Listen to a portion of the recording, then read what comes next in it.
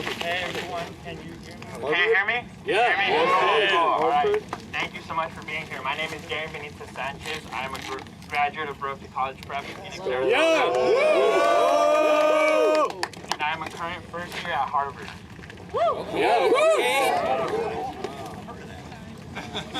It's so crazy to me to think that we are currently in the capital of the United States of America.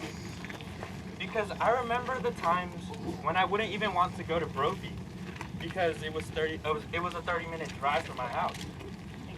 And I can confidently say that we are a bit farther than that now.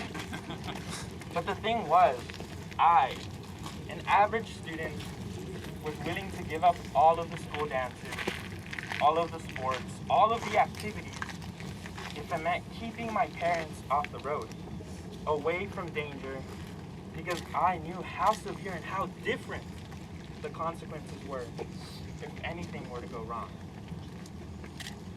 Nevertheless, my parents, like any other immigrant parent, ignored everything I had to say and told me that they would do whatever it is that they needed to do in order to provide me and my siblings those opportunities, no matter the risk. So here we were, my dad and I, during the 7th grade year, driving up 45 minutes on a Saturday morning at 6 a.m. to attend a math competition because I thought that I was a math teacher. The Spanish radio was playing the whole way. My dad pulls up to the entrance of the facility, rolls down his window, and I jump off to run and hug him. Every day, I would do the same. He'd hug me and bless me with the sign of the cross and kiss me on my forehead. Now, whoa. Sounds good. Now these math competitions were 4 to 5 hours long. And my dad would wait the entire time outside of his tropita. He had worked 13 to 14 hours a day in the Arizona 120-degree heat. Every day up to then, come home and take my siblings and I to do anything that we needed to do. He wouldn't come inside because he was afraid of this language barrier that existed. And he was afraid that he was undocumented.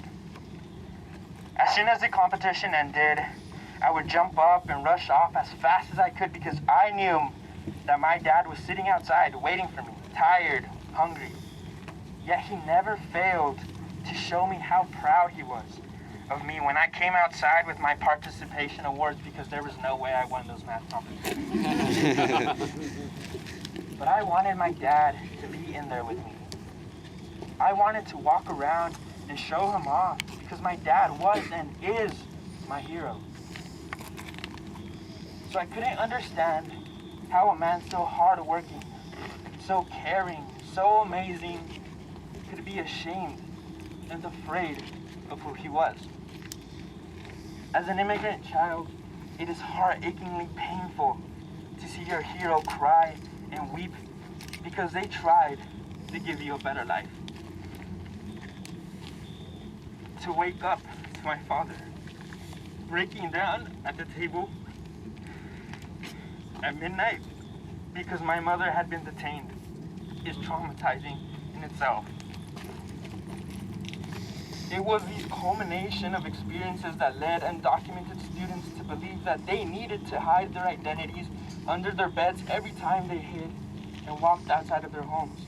But little did we know that they only crept up behind us and followed us out the front door. We disregarded who we were so often that we ended up having a limited language we could use to communicate with ourselves, leaving us lost and emotionally stunted.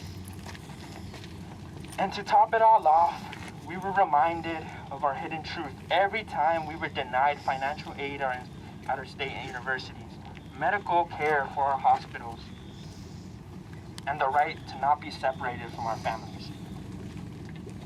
So many parents, so many kids ashamed of themselves, thinking that somewhere along the way, they were to blame. Well, I just can't comprehend how that could be possible. Because the truth behind our childhood was that we never truly had them. Children in Arizona knew more about Sheriff Joe Arpaio than they did about their own grandparents. As children, were attentive to policy like SB 1070, whether our parents wanted it or not. We grew up being loyal to our parents. We were translators in any public space and read the fine print for them on every document. We made all the calls, navigated the college application process on our own, and would even show our faces when law enforcement was present at times.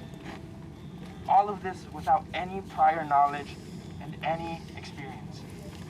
So, as I stand here today, I can't imagine how it is that these kids, we, could have ever been ashamed of who we were. We were told to limit our dreams within comic book boxes bounded by the legislation of this country, but our parents never believed that for 1 second. Not when they were crossing, not when they were handcuffed, not when they waited outside a math competition for 5 hours.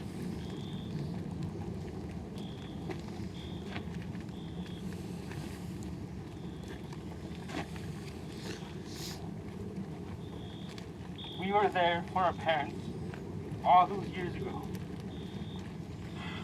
when we were children, and now we have a chance to do it again. You know, oftentimes when moments like this occur, we receive a lot of backlash from those opposed to us. We receive a lot of loud noise.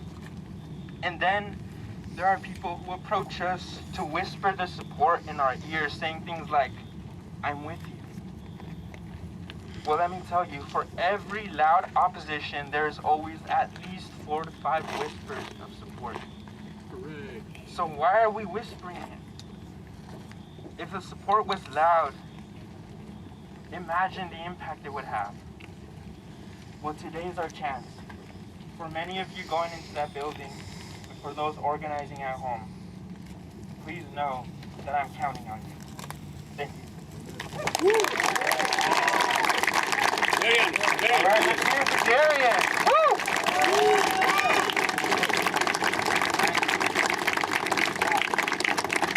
Thank you so much for sharing your story and